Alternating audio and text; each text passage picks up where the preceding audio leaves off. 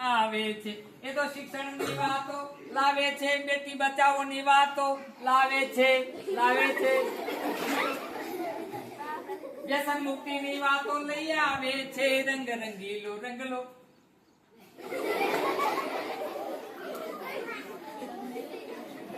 દાદા દાદા દાદા દાદા દાદા દાદા દાદા આપણી બવાઈ જોવા માટે પાઘડી વાળા બાપા આયા, રૂપિયા વાળા કાકો આયા, મોય બુશોટો વાળા બે, મોય બંડિયા વાળા બે, અને આપણી બવાઈ જોવા માટે ઓલી છોકરું આપણી બવાઈ જોવા માટે ઓલી છોકરું ચડી પહેર્યા વગર આવ્યું। તો ભાઈ છોકરું ચડી પહેર્યા વગર આવી એમાં રાજી થવાની કોઈ જરૂર નથી। આપણા દેશના રાષ્ટ્રપિતા કોણ? પૂજ્ય મહાત્મા ગાંધી છે। પૂજ્ય બાપુ તનો સંદેશ છે, પૂજ્ય બાપુ તનો સંદેશ, કપડા અને એન વગર રહેના કોઈ લવલેશ, પરદેશી વસ્તુને મારો ઠેસ, અને એ છે આપણો ભારત મહાન દેશ। બોલો ભારત મહાન દેશ।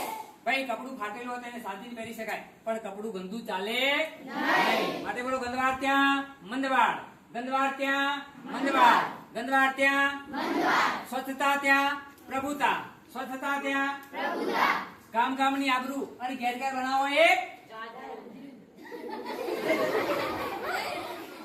ભાઈ નહીં હોય ઘરે ગામમાં દાદરું તો જશે ઘરની આબરૂ। હું છું સ્વચ્છતાબેનની બેટી અને મારું નામ છે કચરા પેટી। કચરો ક્યાં નાખવાનો ભાઈ? કચરા પેટીમાં। આપણા વર્ગમાં, લાબીમાં, મેદાનમાં, ગામમાં, શેરીમાં, નાકામાં, આંગણામાં ક્યાંય કચરો નખાય નહીં, ક્યાંય ગંદકી કરાય નહીં। ગંદકી કરીએ, કચરો નાખીએ તો રોગચાળો થાય કે નહીં? માખી મચ્છર થાય? તબલા વાગે ભૂંગળ વાગે, તબલા વાગે ભૂંગળ વાગે, પ્રેક્ષકોનો નહીં પાર। આપણી શાળામાં ભવાઈ જામી સૌ જોવાને જાય, તાક થઈયા થઈયા તાક થઈ, તાક તાક થઈયા થઈયા તાક થઈ। સૌને માટે હવા પાણી, સૌને માટે હવા પાણી, સૌને ધરતી આપ, આ વાતો છે જાણવા જેવી, સૌને થાશે લાભ। તાક થઈયા થઈયા તાક થઈ, તાક તાક થઈ। ફાગણ સુદ પૂનમના દિવસે, ફાગણ સુદ પૂનમના દિવસે થાય ખરેખર હોળી, તેથી લઈ આવ્યો હું રંગલો। કોણ? રંગલો ભાઈ કે બંગલો।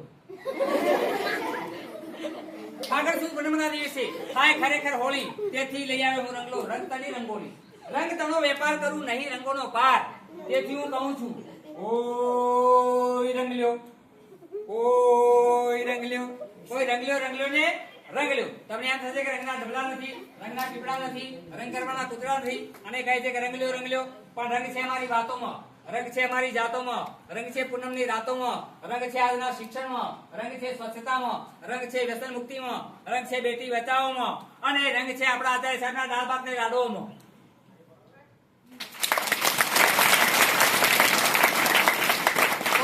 ભણવા માટે આવીએ બરાબર। સવારે 11 થી 5 સુધી આપણે શિક્ષક ભણાવે અહીંયા શાળામાં, 11 થી 5 ભણાવે ને, જ્ઞાન આપે ને આપણને। પણ એથી પહેલા આપણે અહીંયા શું ચાલે છે સ્કૂલમાં તમને બધાને ખબર છે? ઓનલાઈન હાજરી ચાલે ભાઈ, ઓનલાઈન હાજરી ચાલે, ઓનલાઈન હાજરી ચાલે। ઓનલાઈન હાજરી માટે આપણે શાળામાં સમયસર આવી જવું જોઈએ। આપણે ના આવીએ ભાઈ, આપણે શાળામાં સમયસર ના આવીએ તો આપણે ડ્રોપ આઉટ થઈએ કે નથી? હમણાં એક બાળક આવ્યું હતું શાળામાં, 5મા ધોરણમાં ભણે છે, ક્યાં ગઈ? ઊંચી આગળ કરતો બેટા। હા, એ બાળક ઘણા સમયથી શાળા, એવા આપણા મા બાપ જ છે, એવા આપણા મા બાપ છે, આપણને કોઈ મારે નહીં, આપણને સારું શિક્ષણ આપે, સારું જ્ઞાન આપે, ભાઈ આપણને ભણાવી ગણાવીને આગળ મોકલી। સર્વ શિક્ષા અભિયાન, સૌ ભણીને સૌ આગળ વધે। આપણે આગળ વધવું છે, આપણે પાછળ રહેવું નથી। આપણે શું કામ પાછળ રહીએ ભાઈ? આપણે આગળ વધવું છે ને। આરટી રાઈટ ટુ એજ્યુકેશન, શિક્ષણનો મફત અધિકાર મળેલો છે, તો કોઈ શિક્ષણ વગર રહેવું જોઈએ નહીં। એટલે આપણે શાળામાં સમયસર આવી જવાનું, આપણી ઓનલાઈન હાજરી પૂરી જાય સમયસર બરાબર, ખોટી ગેરહાજરીઓ પાડવાની નહીં। 2 દાડા શાળામાં આવીએ, 4 દાડા રજા પાડીએ તો એવું ચાલે નહીં। આપણને અઠવાડિયા સુધી શિક્ષક અહીંયા ભણાવતા હોય, સોમવારથી શનિવાર સુધી ભણાવે, એ જે જ્ઞાન આપે, આપણે ગેરહાજર રહીએ તો એ જ્ઞાન આપણને મળે ભાઈ? ના મળે।